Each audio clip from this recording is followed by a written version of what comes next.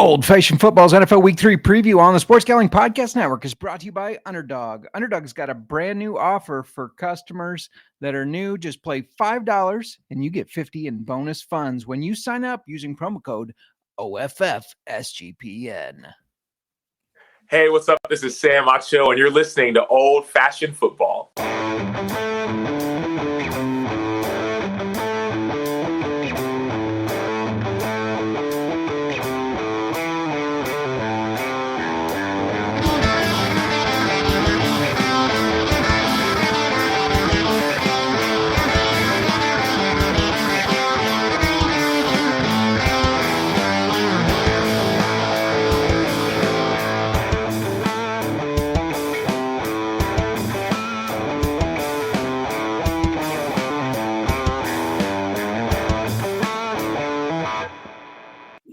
Welcome to Old Fashioned Football. If you're wondering who to listen to, this is JMark. You can find me on the X at JMark Football. And if you're wondering who us is, that's at Old Fashioned FB. Before I keep going, I got to introduce my co-host on the pod and in life. You can find her on the X at the Mir. Mark. How you doing today? Doing okay. You're recovering. I am recovering. Been sick again. I have been. This is weird that you have taken over the role of getting sick more often. Just twice. Yeah, that's 2 times that I haven't. That's no, 2 times that I have not. I am feeling better, but I have been on the phone all day at work, so I feel like my voice is getting a little bit. It's kind of leaving me. You know what? The good news is, you got whiskey, and whiskey is like a cure-all, right? Yeah. So where did you get the orange? You found oranges? We had 1.5 left. Notice I gave you the 1. I have the half. Okay. Because that's how it goes. Shout out to the chat. NASCAR Gambling Podcast. Cody Zeeb saying, let's fucking go. Appreciate that. Jamie checking in. Hey, ladies, and good to see that big smile, Mur. And dropping in to tell you that in about an hour, I'll tell you how great you guys are, Jamie says. Well, we appreciate that. We appreciate it. I was we're mirrored tonight. We are Hunter pointing out we are mirrored. We fixed tonight. it. You can read the jerseys. You can read everything behind us. Well, so what's weird is, I'm not a very techie guy. I don't know what happened. I think our camera updated settings and changed because in our program, I had to go in and unmirror it in this. Yeah. So it's like our camera just started mirroring on at its own. At least everything's legible. You can Everything's read it. Legible. And yes. Apparently I'm over there now, and I don't know. Yeah. I didn't even notice last time. We got Brian Scott reading the right way. Anthony Beck, make sure you hit me up. Hey, I gotta wish happy birthday. You hear that music every time the show starts, every time the show goes out. That was created by a good friend of ours, Paul Stevie. He turned the big 4-0 yesterday and spent today He's getting sick up there. as a dog. So yeah, happy birthday to Paul. Everybody's sick. Like, there's just stuff going around. I got they tested me for everything on Monday. I was at the doctor Monday because I was doing really bad. You were really bad then. Everything came back negative. I'm blaming our nephew. How dare you? Well, kids are walking petri dishes. This is and true. They're back in school, and we happened to be with them. And the next day he had a fever, and what do you know? Yeah, that is true. Just a reminder, we're previewing week 3, and we're going to be talking some, just kind of recapping week 2, what happened, a little preview of week 3, going to give out our best bets, which, by the way, went 12-5 on the bets that I gave out on week 2's preview. So that's winning money. I know it's not a perfect record. I get it. We want the perfect record, but that's pretty hard to achieve. We also hit the bottle lock bet. We made some cash. You're like, we hit it. We hit it. Finally, we got one. So hopefully you tailed that. We're going to continue to build the bottle. I know we were going to, I guess, give you guys the option. Do we cash out and get now we're at $40, a $40 bottle? You gotta do polls. You got to put a poll out there on. Well, I did on not the X but I've already created the bet for stage 2 of our bottle. We're not going to cash out on the first one. You're not going to get a good bottle of whiskey for $40. We're part of the Sports Gambling Podcast Network. You got to build it a little. Let it ride. Let it ride.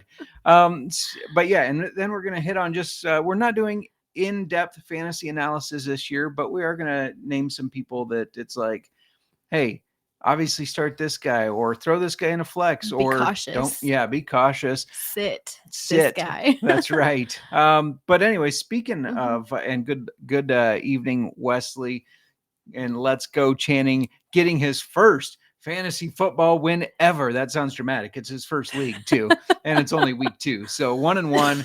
But let's go. He says, "Cheers with the whiskey glass." Which, speaking of, what are we drinking today? We are drinking Dead Guy Ale whiskey. It's their single malt whiskey. Yeah, more on that. I'm excited to talk about it. Before we keep going, make sure you check out the SGPN app in your app store for easy access to all of our free picks and props. Can find our show there. And yeah, Cody asking what the most expensive bottle out there is. Let's shoot for the moon. Pappy.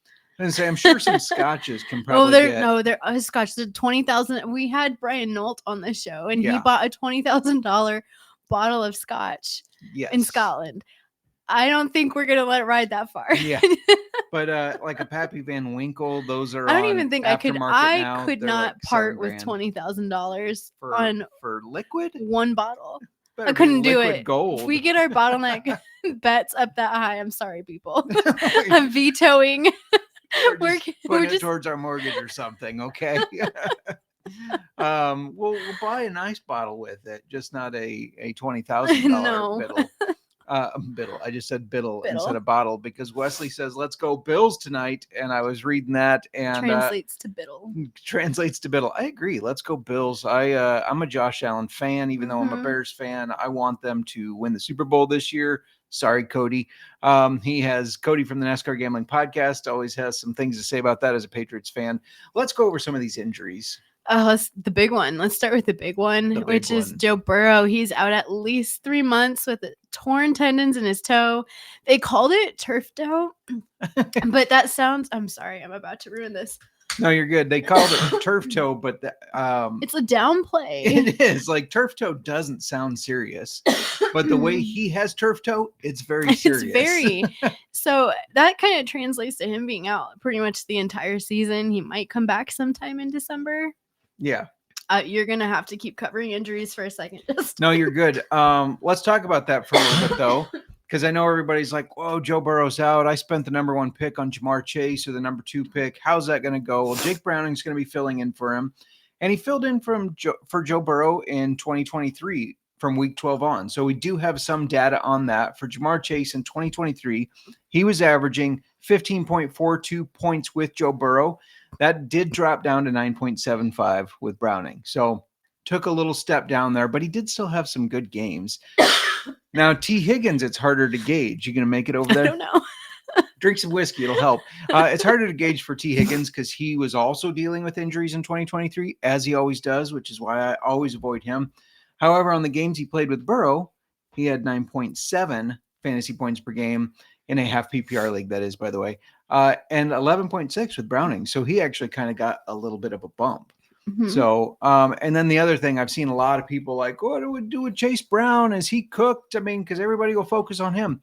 If you watch that game, Browning threw for like 241 yards after Burrow got hurt. He can throw the ball.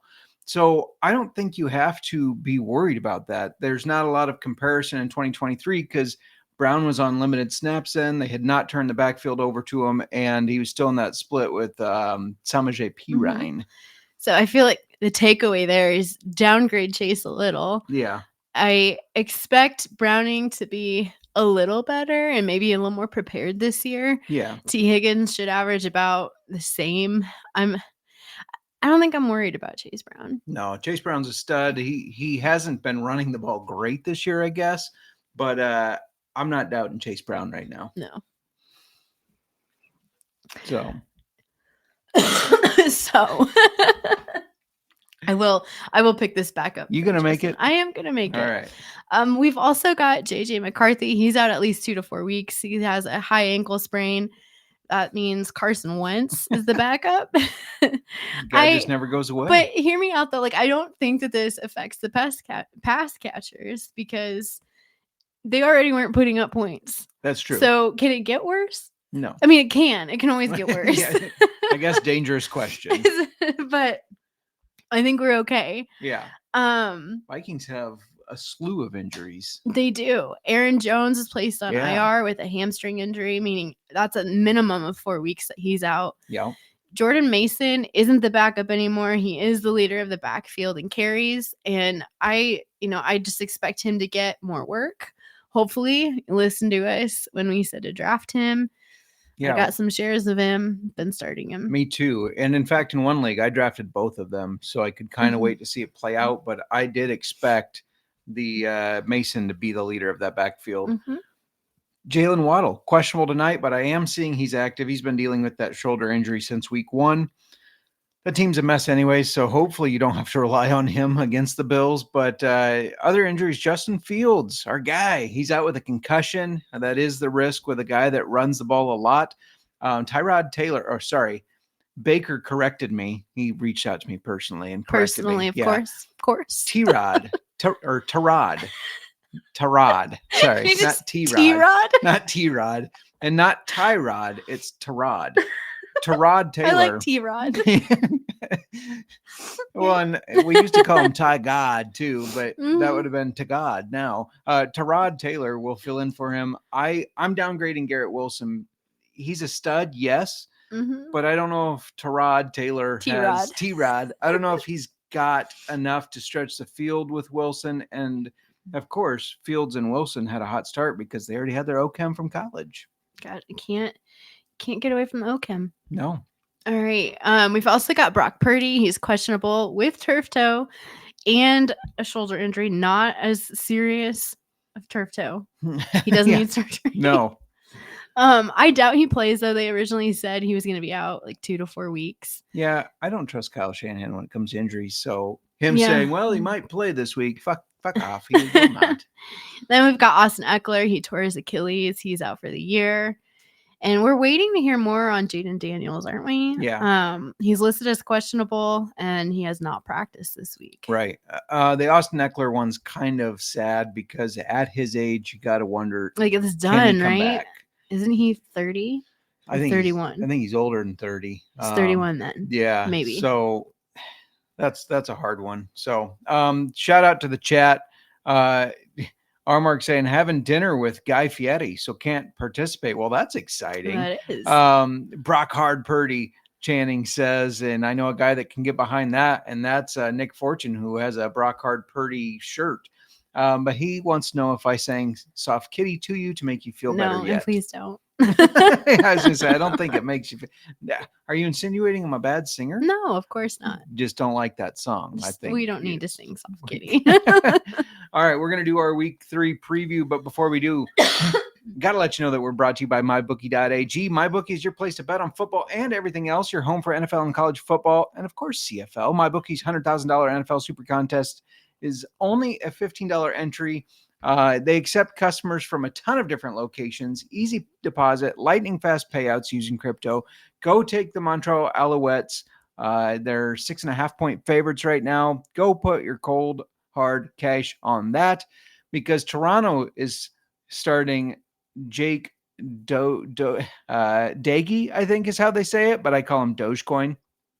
Jake Dogecoin, and Dogecoin did drop this week a little bit. I know there's a little bit of a rise, but I think that will translate to how Toronto's going to do. Just head over to mybookie.ag, promo code SGPN for 100% deposit or 100% bet back bonus up to $500. Terms and conditions apply. That's mybookie.ag, promo code SGPN. We're also brought to you by Novig. Novig is America's #1 sport prediction market. Since Novig is an exchange, you know you're getting some of the best prices in the market. And the best thing is they're available in 35 plus states, including California, Texas, Iowa. I mean, this is probably the only thing that California and Texas and Iowa can all agree on. Download the Novig app and get $50 when you spend $5 if you use our promo code SGPN. That's $50 for just spending $5. Get in on the action with Novig, promo code SGPN. All right, we are back. Guy Fieri said hi and has some fantasy football questions for you. Tell him to drop them in the chat. What were you gonna add? I was gonna say, like, being sick, I have lost, like, my sense of time is just so off because I've slept so much. I've been sleeping all hours of the day. I know where you're going with this. I think my leagues. Yes. Well, yeah. Well, first of all, I forgot it was Thursday. even though because we do our pods on Wednesday, and I'm like, Yeah. we have a pod tonight. We had to move that, like being sick. Yeah. Okay, so I forgot it was Thursday. I also have been on work has been crazy trying to catch up. I haven't set my lineups. I'm trying to set them right now to make sure. Checking for Thursday players because God, it's freaking Thursday. And then I'm sleeping for days at the beginning of the week, and I forgot my waivers. But I redeemed myself, I think, last night with some waivers in the chopper. I'm 56% safe. It's scary. I did wake up. That is scary. Yeah, the head to the Choppa League that Cody Zeeb, the NASCAR Gambling Podcast that was in the chat here, runs. I woke up, and on Wednesday mornings, it's funny. I wake up and the first thing I do is check waivers. Yeah, I'm like, who did I get? Why wouldn't you? And in chopped leagues, I think this is my third year in them, or at least it's our third. It's our third year. We started together. Okay, so it's our third year.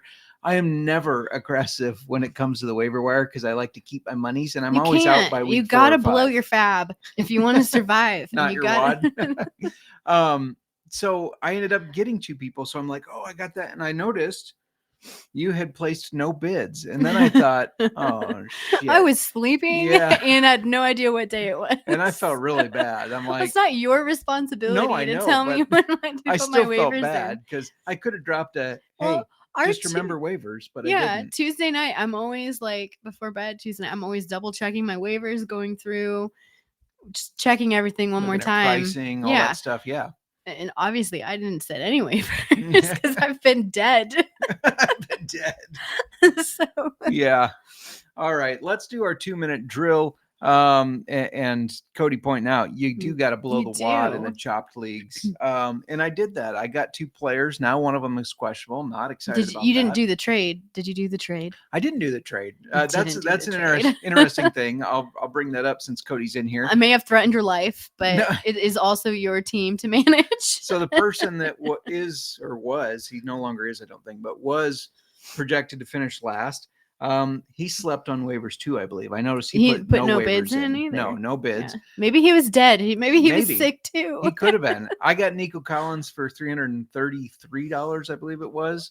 And he offered me a trade, Nico, for $450. And I was like, that's tempting. I get a guy and immediately make profit off of him. But I decided not to do it. Let's put me at the bottom of the chopper. Let's get me chopped. I usually make it way farther than this, but fine. That's not why I didn't do it, but I did think about that I'm at least. A few places ahead of the bottom, but anything can happen. Anything can happen. I'm not safe. 56% safe is not safe. Well, and I think I'm third right now. I'm projected the third most points. I could finish the last because I could have up Nico. I got Nico and Amika Ibuka, though he is questionable. I think he'll play. But anyways, we're going to get to the 2-minute drill. 2-minute drills. I got to prep myself for this. There you go. I can do it. You can do it. So just a reminder, or if you're new to the show, this is 2 minutes on each game. We're going to be recapping week 2, doing a little preview of week 3. I'm going to give out my best bets. Miranda's going to give you some fantasy advice. And then, we're going to try to make it through each game in 2 minutes. So I'm going to kick us off with the Dolphins at the Bills, which is tonight. The Bills are 12.5-point favorites. The Dolphins are 0-2. They head to Buffalo to the 2-0 Bills. Last week, the Bills did beat the Jets 30-10 in a game that it really was just a James Cook game. I mean, Josh Allen only threw for 148 yards. Now, he did run for 59, but Cook was a star. He had 132 yards and 2 touchdowns. The receivers weren't targeted as much, but the tight ends were. Dalton Kincaid had 6 targets. Dawson Knox had 5. It was nice to see Knox get more involved. Now, flipping over to the Dolphins, their offense looked a little better in their 33-27 loss to the Patriots. Go Patriots, Cody. Tua threw for 315 yards, 2 touchdowns, and an interception. The surprising thing, Devon Chan only ran 11 times for 30 yards. That's a 2.7 average. That is not good. It is bad. However, he did have 10 targets and caught 8 of those for 92 yards and a touchdown. So he did redeem himself there. Tyreek Hill finally looked like a little bit of He's never going to be his old self. He won't. But he looked a little bit of it. 6 passes for 109 yards or 6 catches. Waddle also had 5 catches for 68 yards and a touchdown. For best bets for this one, I already mentioned Cook being a stud. He ran for a long of 44. He had a 44-yard run last week. He had a 44 long. Dolphins 44 long what? The Dolphins defense has been a mess. And I'm going to bring this bet up again on our bottle lock bets, but get it in now because the game starts in less than an hour. This is a lock. James Cook, longest rush over 14.5 yards. Easy money. For fantasy, the obvious studs are Josh Allen and James Cook. They continue to get Dalton Kincaid targeted a lot. So I do like him as well. And for the Dolphins, the Bills have held to an average of 62.6 yards per game in the last 5 games. He's had a couple pop over just 80 yards, but I feel like you have to temper your expectations. I don't think you can afford to sit him, though. Yeah, no, if you have him. I agree with that. Mm-hmm. All right. Next, we've got the Packers versus the Browns. This is a matchup. It only happens every 4 years, and the Packers are heading to Cleveland. The Packers are the 8.5-point favorites. Mm-hmm. They're coming off of a 27-18 win that was very convincing. Jordan Love threw for almost 300 yards and 2 touchdowns. You had Josh Jacobs, who added 84 rushing yards for a touchdown. But the stud of the day was Tucker Kraft, who had 6 receptions for 124 yards and a touchdown. Mm-hmm. And looking at the Browns, they're coming off of a 41-17 loss. Joe Flacco threw for 200 yards and a touchdown. He also had an interception. There's not a ton of positive things to say about the Browns, except rookie Quinshon Judkins. Quinshon Judkins. That's the one. that's him. He made his debut now that, all of his legal issues have subsided, and he had 10 carries for 61 yards. That's a 6.1 yard average. So I guess that was at least encouraging to see. Yeah, for sure. This is the game's a weird spread. Mm-hmm. Because to me, it really feels like the type of game where the Packers will approach it as a, let's get in there, let's get out of there. We're not going to run up the score. We're going to kind of just control the clock. So I feel like maybe the Browns cover. So I'm not betting that. I'm betting Tucker Kraft over 50.5 receiving yards. I mean, he has been Jordan Love's favorite guy. Yeah. This is also just a weird game for fantasy football because I think you start Josh Jacobs, you start Tucker Kraft, but beyond that, I mean, Quinshon Judkins was encouraging to see, but the Packers held the Commanders to a 2.7 yards per carry average. Yeah. So that makes me nervous. Yeah, absolutely. And breaking news, I am hearing that Tucker Kraft may have suffered a knee injury in practice today. What? No word on if it's serious or not, if he's going to miss time, just that he did that. That would obviously affect bets. That would absolutely. And, I wouldn't leave him. If he plays, I'm not leaving him on my bench like I did last week. That pissed me off. And I lost by enough points that he would have made up for me. That sucks. That does suck.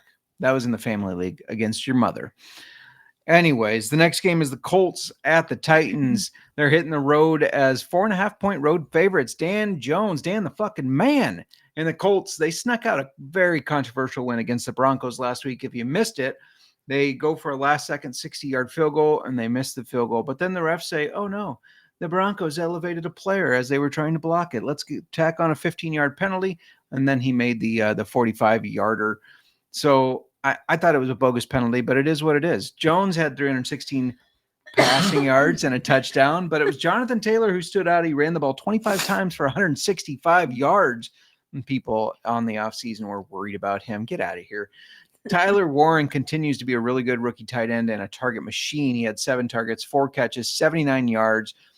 Josh Downs was another favorite target, having 8 catches, 8 targets, 6 catches, and 51 yards. Mm-hmm. By the way, shout out to Hunter, who is tracking our CeeDee Lamb versus Michael Pittman contest here, and CeeDee Lamb is winning currently, but it's close.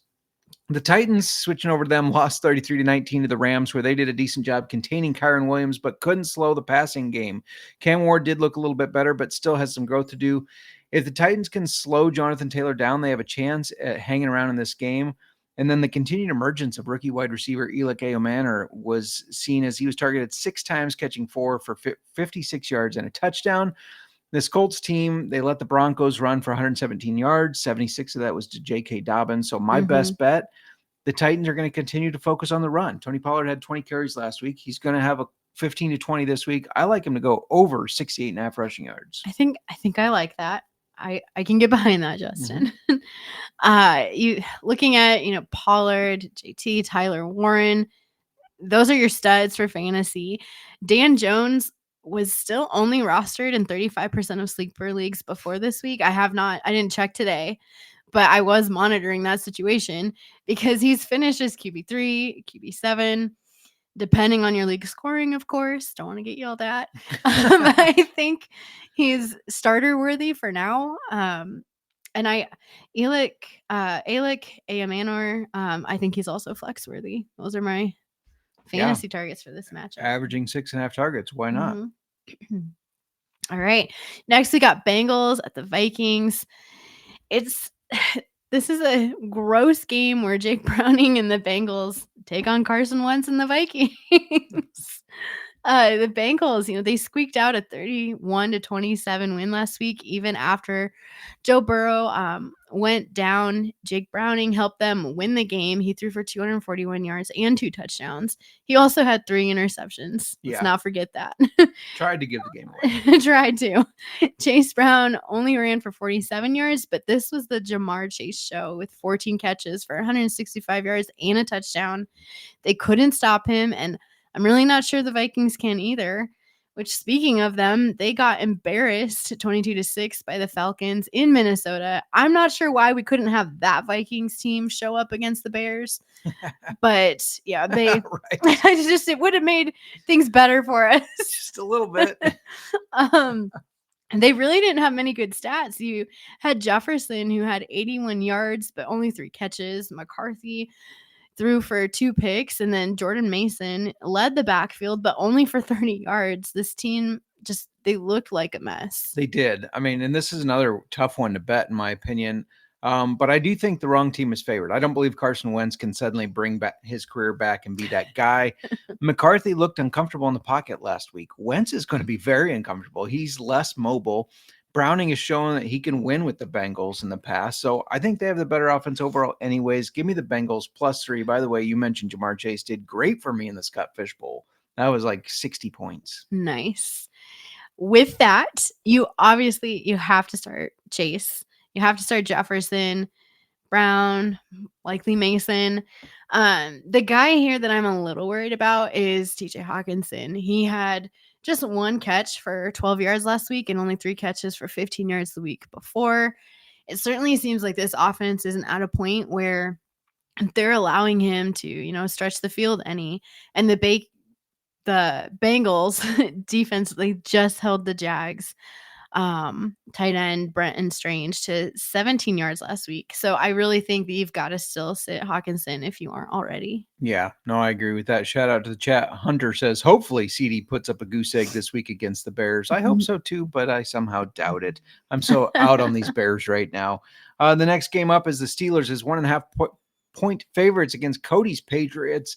They're road favorites, and last week they got pushed around by the Seahawks, losing 31-17. Rodgers looked like the Rodgers I thought he was coming into the season. He was immobile. He was who we thought he was. He was immobile. No deep arm left in him. He was sacked 3 times. He looked uncomfortable. He threw 3 interceptions. That's the Rodgers I expected to be leading the Steelers. And the Patriots now coming off a win against the Dolphins 33-27. I expect their defense to be better under Mike Vrabel. I think they will be. But Drake May, shout out to him, threw for 233 yards, 2 touchdowns. But Ramondre Stevenson, 54 rushing yards and 88 receiving yards. I still don't think they're using Tre'Veon Henderson enough, but Ramondre looked good. And then Kayshon Boutte rewarded all those who picked him up on their waivers with a touchdown, though it was just 1 catch on 1 target for 16 yards. Just the one. But he got the touchdown. He got it in, though. Yeah. For the best bet in this game, I'm a Rodgers hater. And after week 1, though, I said, well, maybe he's back and rejuvenated and looked good, but it only took 1 game of pressure for me to come back down to earth and say, what the fuck are you talking about, Justin? This is Rodgers. This Patriots defense just sacked 2 of 5 times. They're going to pressure Rodgers. They're going to make him uncomfortable. Give me the Patriots on the money line. They're +110. That's for our buddy Cody Z. Patriots are winning this game. Fuck Rodgers. Jesus. All right. Ramondre Stevenson, he showed some nice skills running and catching the ball, and I think you can start him this week with some confidence that he's going to continue to do that. Yeah. And you've got Jaylen Warren. He bailed out Rodgers a lot, so he did. I feel like he might be a must start as well. Yeah, no, I agree with that. All right, now we've got Rams at the Eagles. This is a rematch of the playoff game from last year. The Rams, they're hitting the road to face off against the Eagles, who are the 3.5-point favorites. Last week, the Eagles won the Super Bowl rematch against the Chiefs, where the Chiefs actually taunted Ertz as the clock ran out, saying he barely threw for 100 yards. He had 101 yards, people. But, he said, shut the F up. We won the game, which, I agree with Ertz. I mean, who taunts someone when you're losing? It's definitely like just an odd decision. That's like weird. It's weird. Barkley ran for 88 yards and a touchdown. Ertz only 15 rushing yards, but he did have a touchdown. Then you have AJ Brown, who had 8 targets. He caught 5 of those for 27 yards. Ouch. Okay. The Rams, they beat the Titans 33-19 with Stafford throwing for almost 300 yards. He had 2 touchdowns and an interception. Kyren Williams had 66 rushing yards. Devontae Adams was targeted 13 times, including 5 of those targets were in the end zone. That's crazy. He finished with 106 yards and a touchdown. It's reminiscent of the Stafford and Calvin Johnson days where he's like, there's my big receiver. I'm just going to throw it to him. Target him. Yeah. Too bad he didn't catch more of those. Right. I think the Rams are a really good team, but I don't think they're a team on the level of the Eagles. I mean, if you look at who they beat compared to who the Eagles have beaten so far, it's not the same competition. Now, situationally, coming off of a Chiefs rematch, it's a big game. The Eagles had a lot to prove. They could be a little vulnerable, but this team really seems hyper-focused. And then the other thing is the Rams are not great at the linebacker position and tackling. They're one of the worst tackling teams at the linebacker position. So this could be a day where Barkley just keeps getting fed and fed and fed. Give me the Eagles to win this one by more than 3.5. They've won the last 3 against the Rams, 28-22, 37-20, and 23-14. This is a game where you start your studs. There won't be many surprises, in my opinion. I do worry about AJ Brown because, like you said, the Rams are more vulnerable against the run rather than the pass. So the Eagles will likely lean on the run game. But at the same time, in week 3, you can't bench Brown just yet. No. You've likely spent like a second rounder on him. I did. So it's been painful. Like I have him in multiple leagues and I'm starting him and he's sucking for me and it's painful. Devontae Adams, he's a must start with the target share that he's getting alongside Puka. Yeah. That's my other one there. Real quick before we move on, the AJ Brown thing.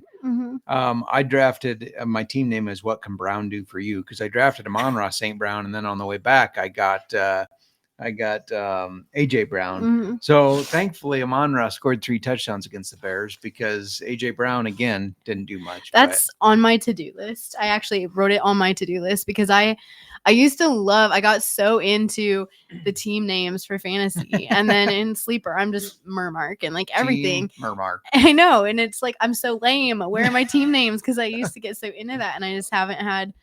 Like time is just not on my side lately. Yeah, I hear you. I gotta make a comeback. You gotta make a comeback. I do have some of mine that like my team name is the same as last year, and I don't have the same players, so I need to change that. Yeah, well, I'm Queen of the Hill in one of our leagues because I always would target Tyreek Hill, and I haven't had a Hill in a couple of years, so it's like I'm sure Queen of the Hill. Shout out to Jamie. JMark and Mir are must starts in all formats. What a sweetheart. Finally got all his 35 lineups set. He's in competition with Cody for the most lineups. And then Channing, Cook longest rush bet placed and secured. Let's ride. Hopefully we get that one. I feel pretty good about it though. I am nowhere near the 30. What was it? 35? 35. Yeah. 15. I don't want to do more than 15. Just count me out. Like it's like a mad stress scramble. They're like, oh my gosh, double check everything. And I'm always double checking. And then I get to a point where it's like, it is what it is. Yeah. Like they will just let my teams perform. And this girl wants to make a trade in Jamie's league, in a single quarterback league. My Penix hurts for neighbor's booty. Epic team name. Let's go on to the next game here where the Jets go to Tampa Bay to take on the Bucks. Bucks are 7-point favorites, and we're going to see T-Rod or I like T-Rod. T-Rod, yeah. I'm creating my own name for him. T-Rod. T-Rod. Since Fields is out, he's going to take on the Bucs, where Baker's missing 3 of his offensive linemen. Mm-hmm. We talked about how the Jets already lost to the Bills. The Bucs are coming off of a comeback win over the Texans, where they won 2019. And watching this game, I mean, Baker's just so fiery. It's hard not to root for him. He's a true football guy. He's tough. He doesn't do this flopping shit that you see some other quarterbacks do. He gets in the faces of defenders. I mean, his knee looked hurt, and then he got in the face of somebody. And they asked him about that, and they said, "What was that about?" And he said, "We don't take shit from anybody. We don't take no shit." He's just a badass. And when you look at like how his career has gone, it's just really hard not to root for him.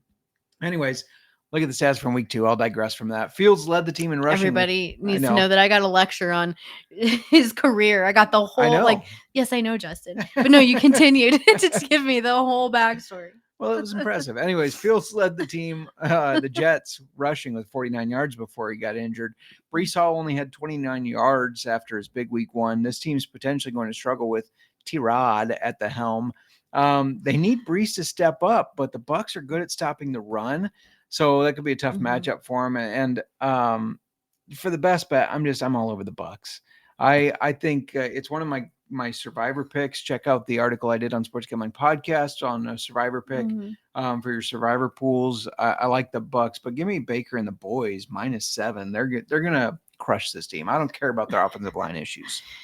This is kind of a tough one for fantasy because, like you just said, Hall should step up to help the offense, but the Bucs are good at stopping the run. Yeah. Although I don't think you can bench Breece Hall right now, so I'm sticking with the start your studs. We're just in week 3. Emeka Egbuka, if you aren't starting him yet, like, what's wrong with you? Start him because it really does seem like Baker loves throwing the ball to this guy. 3 touchdowns through 2 weeks, so absolutely.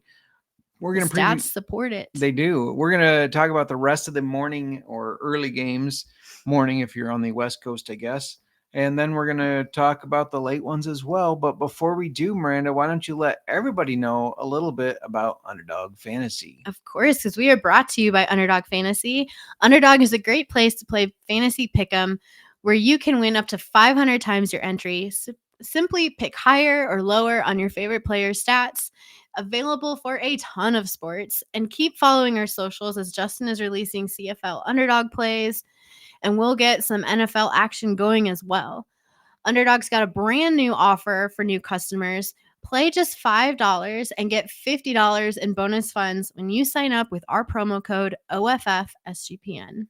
We're also brought to you by Rhythm. Speaking of Baker, if you're on YouTube, you see his pretty face there. Rhythm is off to a great start in college football and the NFL, and they've introduced a leaderboard with weekly cash prizes just for tracking your bets in the app. That's all you got to do, and you can win a prize. Track 5 bets of the same type from any model you build, and you could win $1,000. Use promo code SGPN25 when you download the Rhythm app for 25% off your first month. Download Rhythm and use promo code SGPN25. All right. I might finish this old fashioned for the first time in a show. Yeah. I know I've always said I have to keep drinking. It's like, my gosh. Your throat, or you like it? Yes. Yes. Okay. Yes. Is that answer you're looking for? We won't do the score yet, but no, because I have to keep. I feel like I've done it before on the show, and it's embarrassing. It's fucking embarrassing. Where you get that itch at the back of your throat, and then you're just full on coughing meltdown. My eyes just start pouring water, and your eyes just start pouring water. Yeah. Wow. That happens. That sounds very dramatic. It is very dramatic. It feels dramatic when it's happening. You can't control it. Yeah, the worst time that's ever happened to me is at a movie theater.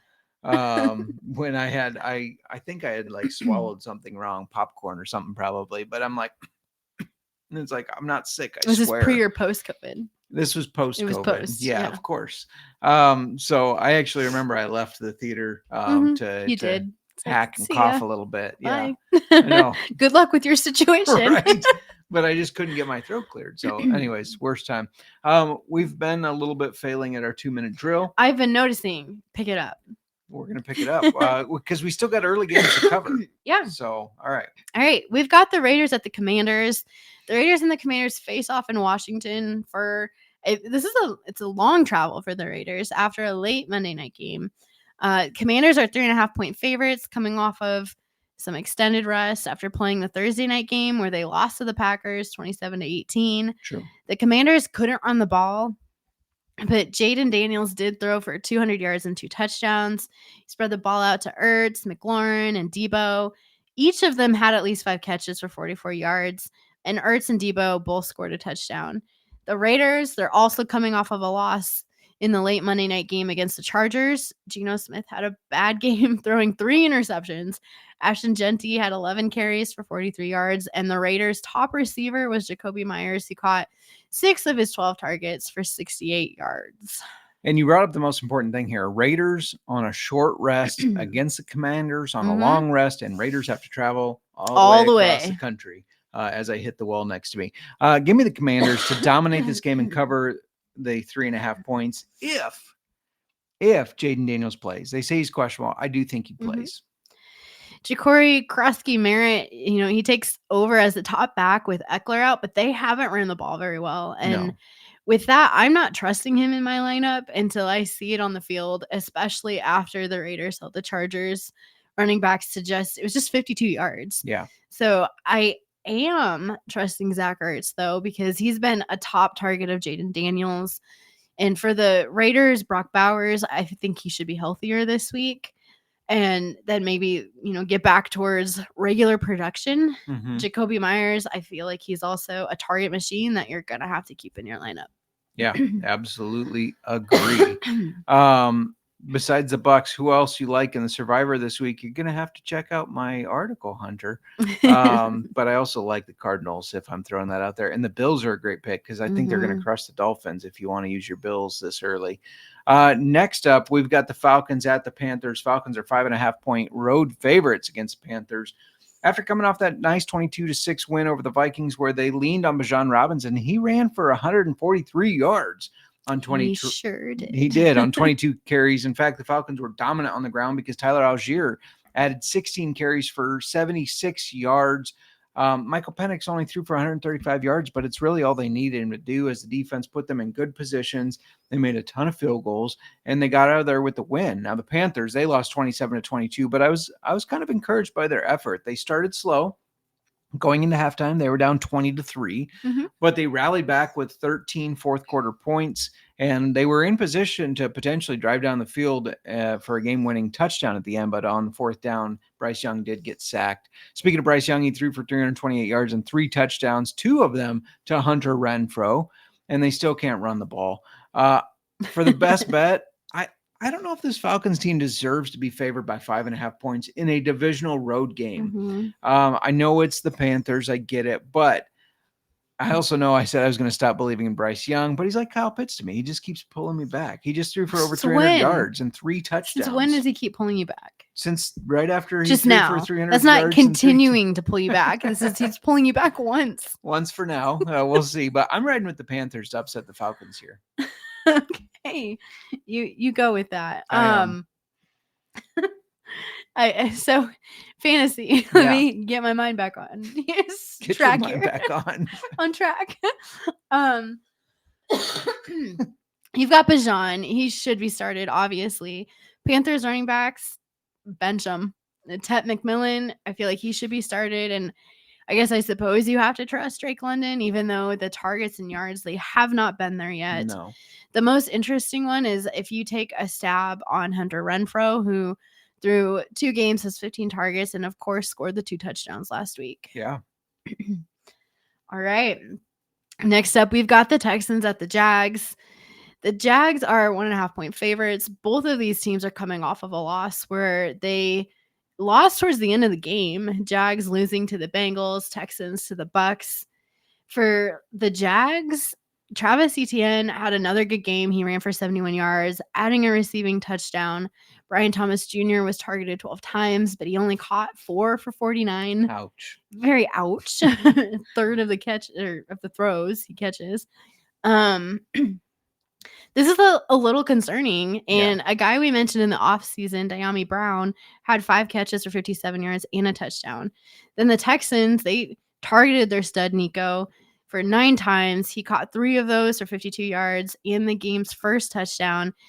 they seem to be improving, even though they're still 0-2. Mm-hmm. And that offensive line it's just bad. There's not much else to say about it. We talked about how we were worried about Stroud staying upright, and I mean, that still remains the case. Yeah, no, it does. And because of that, I think I want to ride with the home team, the Jaguars. They've looked good this year, and I think that they'll plan to make Stroud uncomfortable in the pocket, though. Mm-hmm. If Nico can have a day like Jamar Chase had, then the Jaguars are going to be in for a long day. But yeah, I'm not going to back either of these teams. I just don't know how this one's going to go. Now, I did put down my bet for the Jaguars, but I actually like the over in this one. I think both teams can score some points. The defense is still figuring it out. So give me over 43.5 points. All right. In fantasy, the sleeper to start here is a guy I already mentioned, Diami Brown. He has at least 50 yards each game so far. I think they're going to keep getting him the ball. He's had a run every game too. So I think it's obvious they want to keep him involved in this offense. And Nick Chubb, he already looks tired, so I would be nervous starting him if you have him. Yeah, no, I agree. Moving on over to the late game window. This is an interesting one for your survivor pool, though it's a little bit risky. The Broncos hit the road to the Chargers. Chargers 2.5-point favorites. The Broncos are coming off a disheartening loss to the Colts, where they lost in the last seconds. We already talked about that. And they haven't looked as impressive as they were last year, at least not yet. And I don't know if it's going to get any easier against a team that they're playing defense really well. The Chargers are. Bo Nix threw for 206 yards and 3 touchdowns, though. None to Cortland Sutton, though. None to Cortland Sutton. How many yards did you say? 206. Okay, I thought you said like 300 and something. I was no, like, no, he didn't. No, 206 and 3 touchdowns. Cortland Sutton's just not there yet. J.K. Dobbins ran the ball well.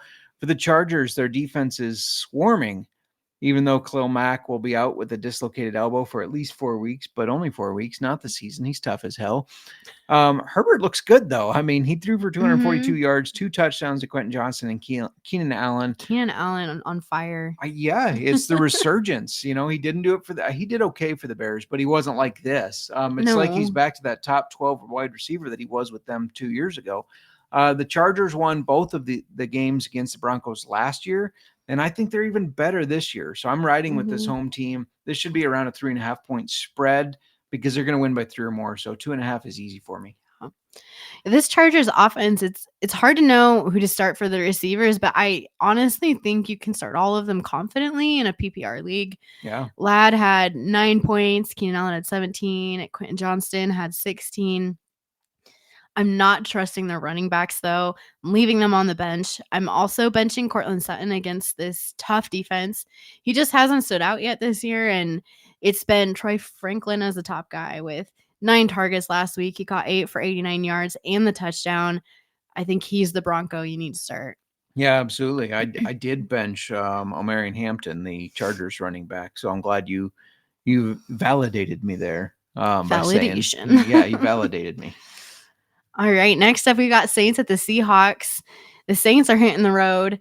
The Seahawks, they're the 7-point home favorites. The Seahawks are coming off of that 31-17 win over the Steelers, where they scored 17 fourth quarter points. Sam Darnold, he looked consistent again, throwing for 295 yards and 2 touchdowns. We said not to panic on Kenneth Walker, and he ran for 105 yards and a touchdown. Jackson Smith and Jigba had 8 catches for 103 yards, and Cooper Kupp was looking a little more like Cooper Kupp, catching 7 passes for 90 yards.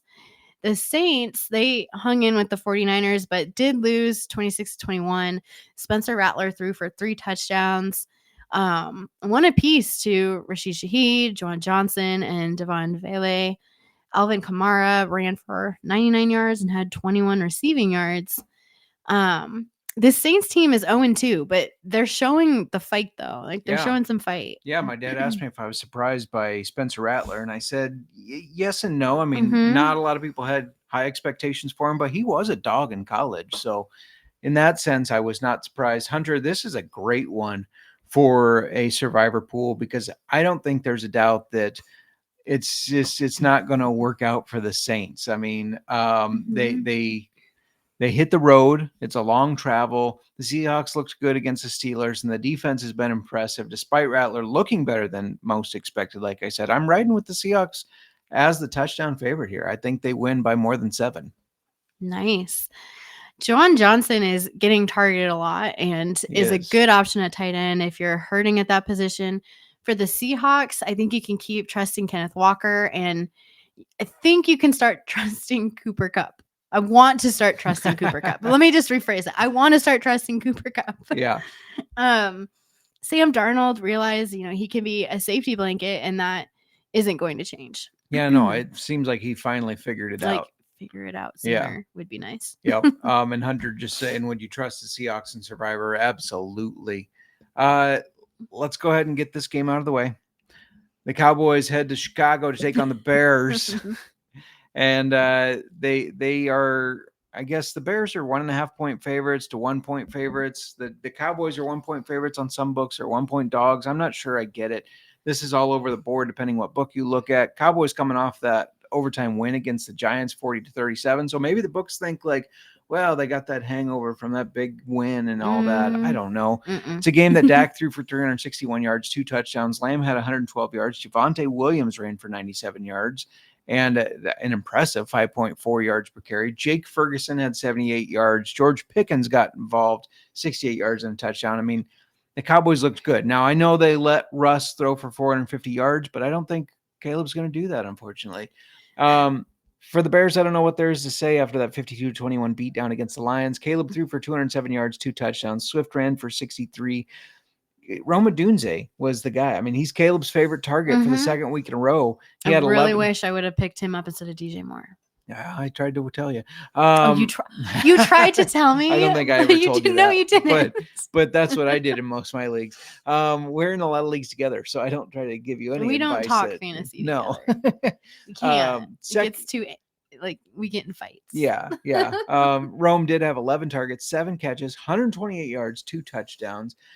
I don't get why the Bears are favored here. I'm on the Cowboys. They have had their issues, yes, but they haven't looked as bad as this Bears team. We start 0-3, and we're left wondering if we can turn it around after the first quarter of the season, I think. So give me the Cowboys to win if they're on them. Find them in a book where they're the dog. All right. I think Pickens could have a good game here, though. Lamb will likely feast on the Bears too, but you're obviously starting Lamb. If you're questioning Pickens, I would throw him in, and I'd throw Javonte Williams in and Roma Dunze because he's proved he's a must start. Yeah. A lot of people are on the fence about DJ Moore, myself included, but I do think they've got to make a point on getting him more involved this week. I'm starting him, but just to be clear,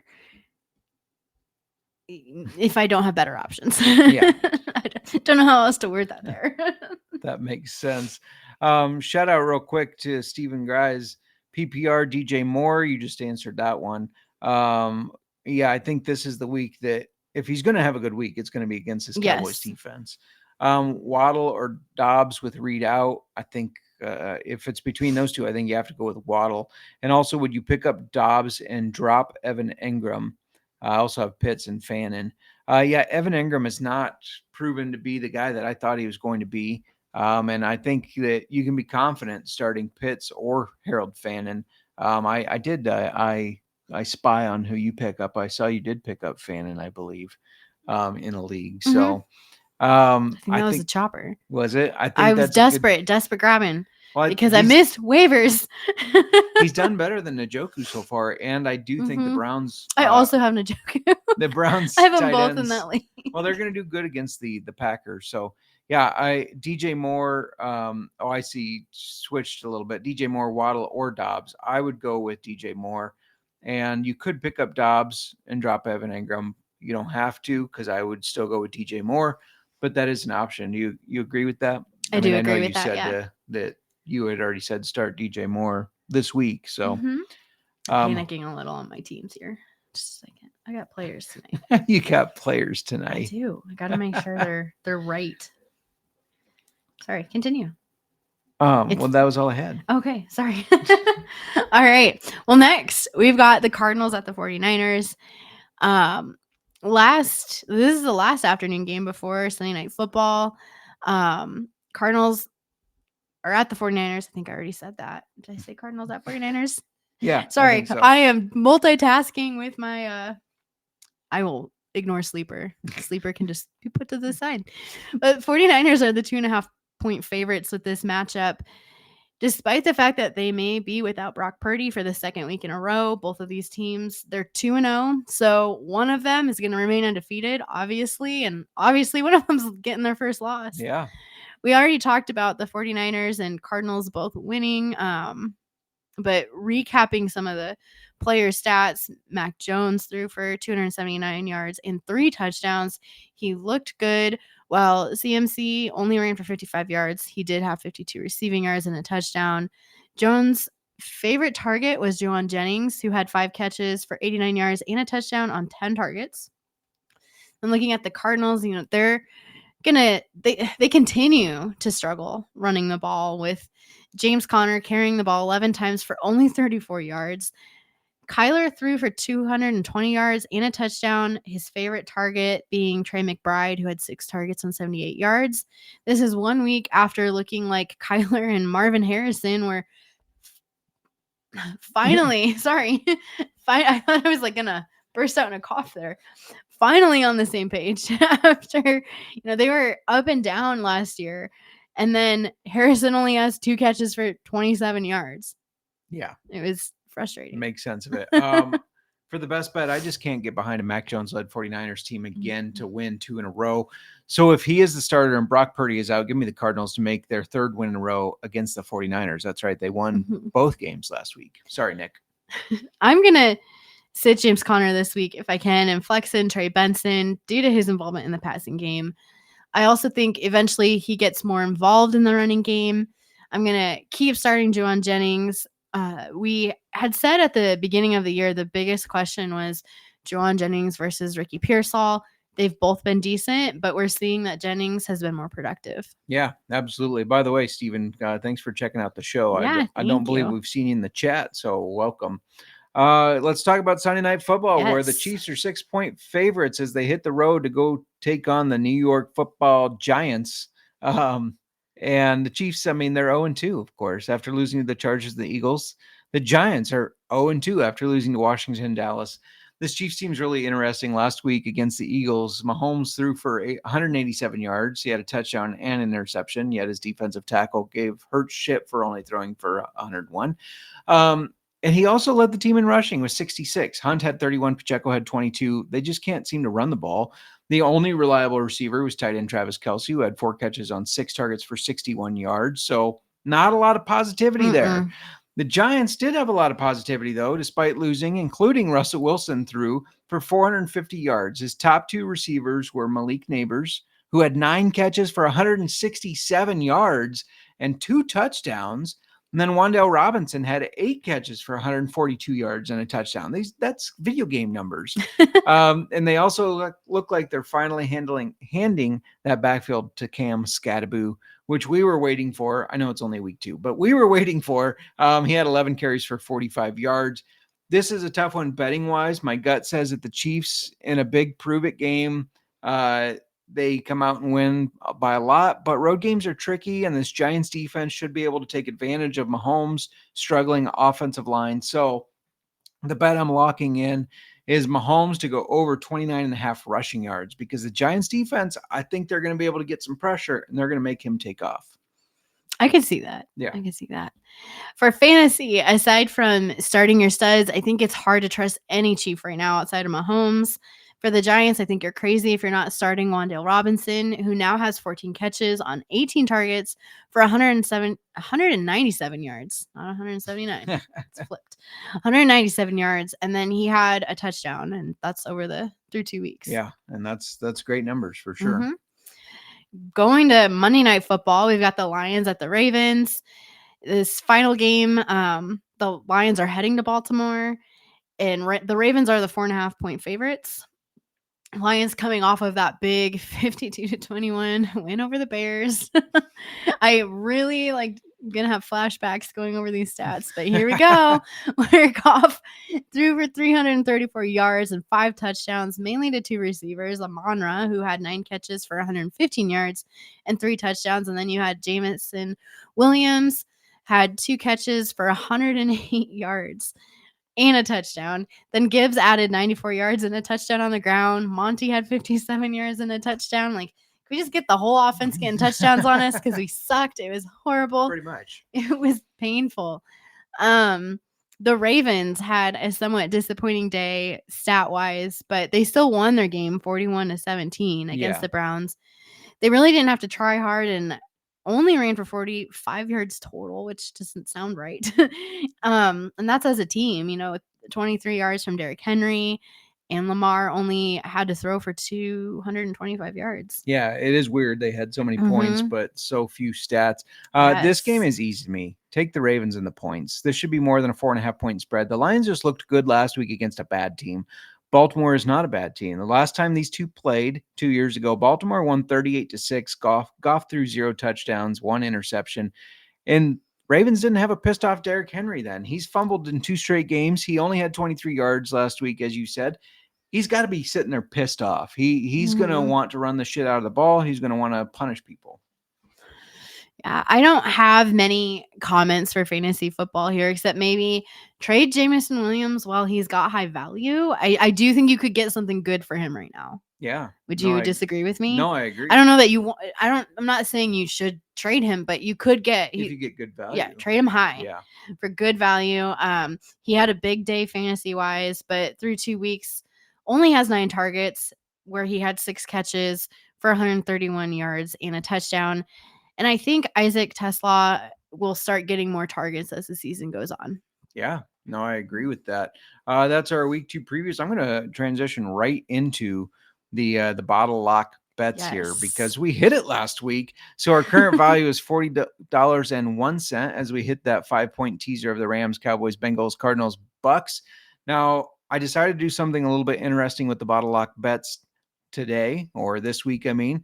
We're leaving $10 to the side that we have, just in case things go awry this week. We got $10 left that we can either buy a $10 bottle of whiskey, which would be not a good idea, or we have to, make some other bets.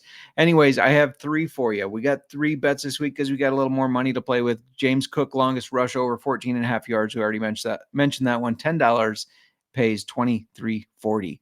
Now I also have, I'm going to jump to the right if you're on YouTube and you can see this. Tucker Kraft over 50.5 receiving yards if he plays. Tony Pollard over 68.5 rushing yards. And Jaylen Warren over 18.5 receiving yards. $10 pays you $66.22. And then I got another teaser because I seem to do well with these teasers in the past. 6-point teaser, including the Bucks, Packers, Seahawks, Cowboys, Chiefs, and the Monday Night Football game over. And that's $10 will pay you $40.01. Just so you know what that looks like. It just means the Bucks need to win. Packers -1, Seahawks -1, Cowboys +8 against the Bears, Chiefs +1, and the Lions and the Ravens over 46 points. So should be obtainable. Yes. Now, speaking of obtainable and fantasy football and all that stuff, I got to let you know that Old Fashioned Football is proud to announce that this season's Listener League was brought to you by Keeper's Heart Whiskey. Keeper's Heart's the first of its kind blend that brings together the best of Irish and American whiskeys, creating smooth, rich flavor that's perfect for game day. Whether you're celebrating a win, processing a tough loss, or relaxing with friends, Keeper's Heart's the whiskey that keeps traditions alive. Find it at your local liquor store or just visit keepersheartwhiskey.com. They do ship to most states. Don't forget to sip responsibly. And for an update on the league. Yeah, let's hear it. And then there were 2. There were 2. Only 2 undefeated I don't want to hear teams. this stat. Pinky from Sports Nonsense and Whiskey and myself. Yourself, which I have heard all day, people. As I defeated Serial. Also, congrats to Cody, DGen Doc Sebastian. Make sure you check out his work at IDP Plus and all his injury updates. And Miranda for your win, as well as Channing getting his first win, as we said, in fantasy football, since it's his first league. Let's fucking go. But it is still anybody's game, of course, as we all fight our way towards that bottle of Keeper's Heart. Just 2 weeks in, people. Anything can happen. Anything can happen. All right, Mir. You want to remind everybody what we're drinking today? Yes, we are drinking. One moment. Give me a moment. So sorry. We're drinking Dead Guy Whiskey, which is made by Rogue Ales and Spirits, located in Newport, Oregon, on the coast. Their whiskey is made from their Rogue Dead Guy Ale spent beer grain, and then it's aged by the ocean in the salty air there on, they're in the, I don't know if you want to call it a bay or that's not a bay. It's like a port. Is that the right word? Yeah, it's a port. It's a port. Still not what I was thinking of, but maybe that's the right word. Newport. Well, I know it's new. Okay, I'm just done. We're done with this conversation.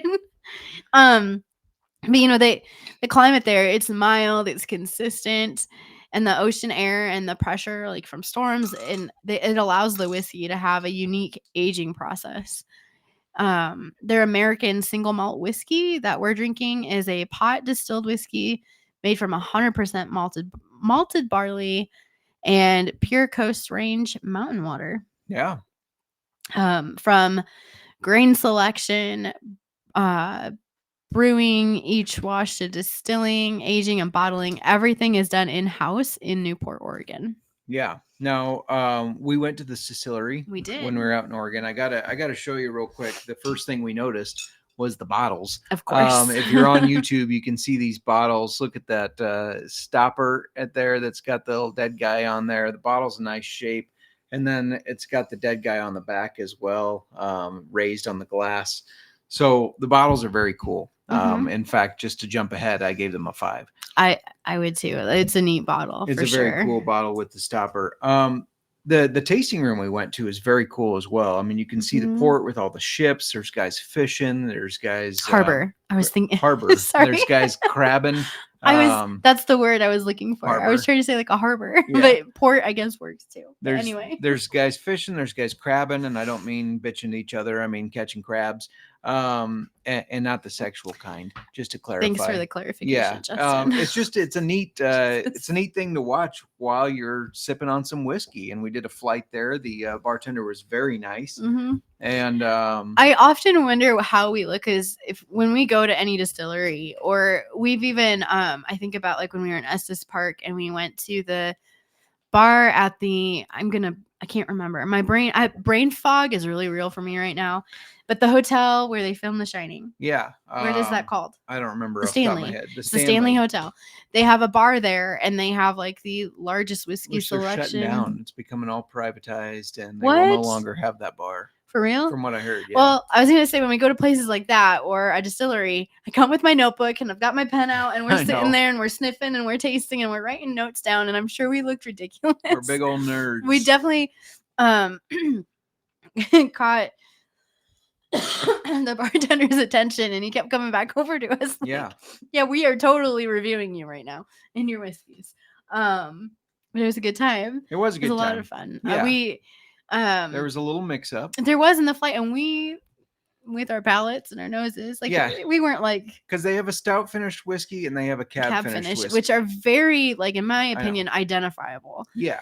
And when we tried where the cab was supposed to be, I was like, I'm not getting any wine finish off of this. And then for the stout one, it was like, this is wine. This is the cab. You get that almost that dry mouth feeling that you get with some of those finishes. Yeah. And we realized, that we went back and we tried what was supposed to be the cab, and we're like, this is definitely the stout. And we were getting kind of more chocolatey, like, off of that. Yeah. It was really good. They do a lot of different finishes. They have a lot of different rum cask, which we got to try, and that was like drinking a tropical drink. Yeah. It like very good. I don't know if there's probably not pineapple hint to it, but it felt like I was drinking a pina colada, but it was whiskey. Yeah. No, that was good. It was a fun place to go hang out. So if you get to check it out, if you're ever in Oregon along the coast, go check it out. We also ate at the restaurant. If you are a beer really drinker, they do Dead Guy Ale. But yeah, the food was very good. It was just fun atmosphere. You sit up on the upstairs of the brewery. You can try all their beers at the. Yeah. Why did you say if you're a beer drinker, they do Dead Guy Ale? What do you mean? That's like their most popular. Yes. Okay. And like, a lot of people know that one. A lot of people know Rogue beers. Do they? I just think Dead so. Guy Ale. Maybe I just I've seen it on shelves like the Rogue, and I guess I don't know. Yeah, mainly. I'm not a beer drinker, but but no, they have really good food. You get to walk through the brewery to go upstairs to the restaurant. Just a fun place. Yeah, so go check it out if you're ever in Oregon. Let's go ahead and score this. We already gave the bottle a 5. What'd you think of it in the cocktail? It made it very unique. It was very different. I think I'm starting to like single malts in cocktails. It's just it changes it. It does. It's not like we didn't do anything fancy with this old-fashioned recipe like normal. We keep it simple, and it makes you feel like you did something different with it. Yeah. Yep. For sure. So, do you want to give your score first, or you want me to give my score? I don't want to mislead you. I've already written mine down. I would give it a 4 because I really like it. All right. I gave it a 3.2. I was a little harsher critic on it, but that's okay. I like it though. Like it's interesting. Yeah. All right. So let's talk about it neat. If I can smell. If you can smell. You do have notes from when we were at the place, though. I don't like my notes. Well, we hadn't eaten anything. We came right from coffee. Yeah. Which I think was our mistake. Like, we had just, drank coffee, and then we go in, and we went back to this one, because we almost weren't going to buy this bottle. Right. We went back to it, and we got completely different notes on the palate, and we're like, oh my gosh, this is so good. Yeah. First taste... After having coffee, you really just shouldn't. You should have some water, eat some crackers. I don't know. Do something, but don't go right from coffee to whiskey. Right. Well, while you're smelling, I'm going to answer a question real quick by Kurash Sarai. I hope I said your name correctly. Thank you for tuning in. We appreciate it. Trade Chase Brown and Emeka Egbuka for Bucky Irving. I would not. I think Chase Brown is still going to have decent value. I think Egbuka is an emerging guy for that offense. You do have Tyreek, Odunze, MHJ, Keenan Allen, and Kyron, so you have good depth. Yeah, I like it. But I would keep Chase Brown and Egbuka. If you're going to package them together, I think I would shoot higher than Bucky Irving. I mean, I like Bucky Irving, but I would. But you can higher. Get better value for that trade. Yeah, yep, absolutely agree. Thank you for checking us out. Don't forget to subscribe. We'll be answering questions all season. So if you have more that pop up, let us know. Right now, we're on the whiskey portion of our show and drinking a little whiskey and reviewing Dead Guy whiskey. The smell of single malts are always different. They're this very is light. Very peaty. It's peaty and light and pot stilled. You can a pot still lighter whiskey always has a distinct smell, so you almost get a little bit of that Irish vibe off of it. I feel like. Oh, Scotch. I do. Scotchy vibe. Scotch. It's fruitier than Scotch. Yeah, I guess it is. But it's very peaty. It's very like an earthy, peaty. Yeah. On the nose. Yeah. But it's pleasant though. Yeah. Wasn't peaty isn't unpleasant? No, yeah, no, I know. What would you score it? And cheers to you as well. Yeah, cheers. What would you score it on the nose? For me, it's kind of right down the middle. In the middle. Yeah. It's not the best thing I've ever smelled as far as whiskey. It's not the worst though. It tastes better than it smells. And so I think if you were just going off a smell, it might deter you from thinking it's really, really good. Yeah. Does that make sense? It doesn't smell horrible, but it's very strong peaty. You almost get like this undertone of something sweet, but it like goes away right away. Yeah. And so like it makes you think like, what am I smelling? Yeah. I like the earthy, that's a good way to explain it because there is almost a sweetness. But it fades so fast because the peat it's like there's something sweet and the peat comes right over the top. By the way, if you had Ollie Gordon as the first touchdown, the Miami Dolphins backup running back, cheers to you because that just hit. I don't think a lot of people probably had that one. A lot of people probably, I know when I placed my first touchdown bets, there were no Dolphins involved. It was Dalton Kincaid and James Cook. Anyways. So you lost. I lost those ones. Thanks. You're welcome. Thanks for that. One was a no sweat bet, if that makes you feel any better. It doesn't make me feel better. So are you doing a 3 on the nose as I am? Right in the middle? Sorry about that. I have to be so annoying. I know I should be. Why are you having me on this show right now? I'm a mess over here. Let's do our taste score and then we can get everybody on out of here to watch the game. Yeah. That was interesting. Yeah. Go ahead. No, you go. Well, I tasted it and I tasted coffee for some reason. I think it's because I was thinking about coffee. No, it's really good. I don't know how to describe it. It's light. Mm-hmm.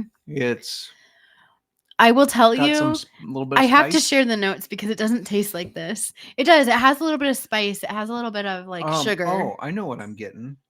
And I don't know if I got it before, but cocoa. Cocoa chocolate? Yeah, like a dark chocolate, like a 85% cocoa dark chocolate. I'm getting a little bit of that. But it's sweet.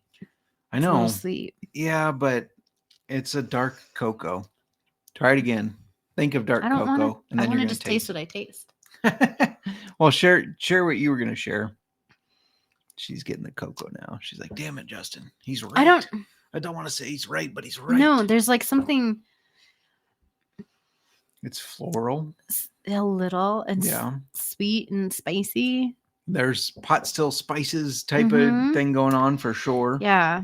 Maybe I don't know. There's some cocoa. Let me tell you what we got, and we both agreed when we tried it right after having coffee. Yeah, which is of course different than trying it at the end of the day. And I had just you had an Americano. I had just milk and espresso. As one does. And Coke. I remember that now. And then that's all it tastes like Coca-Cola. Yeah, not cocaine, just to clarify. I remember you saying that now. Yeah, and like it's like, what are we tasting? Damn it! Now I'm getting it again, even though I didn't taste it again. No. Yeah, the vanilla. It's vanilla. That's what there's like a sweet vanilla, like a sugary vanilla. Now that you say that, all I taste is like a flat Coke, but in a pleasant way. No, but you don't. That's not really. That doesn't seem appealing. But that's like what it reminded us of. But then we went back to it, and this tastes better than when we first tried it. Yeah, yeah. I wasn't a big fan. I was like, I don't like pop. I don't like Coke. Mm-hmm. No, I like this. You get the vanilla, you get the sweeter parts of it. I'm still sticking to there's some floralness and some cocoa in there. That's just what I can see the cocoa a little bit, but can you taste it?